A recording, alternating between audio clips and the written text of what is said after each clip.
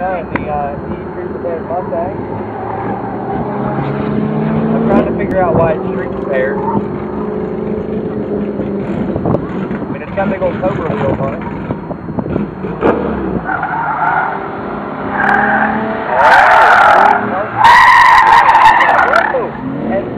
And it doesn't have ABS, apparently.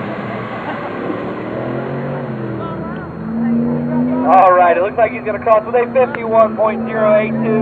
Clean, smoky, and it looked like it was fun. Big flat spot. Looks like the Mustang down at the bottom, and the Monster has to slow down as well. Alright, going to give it one more shot. Fairly forward.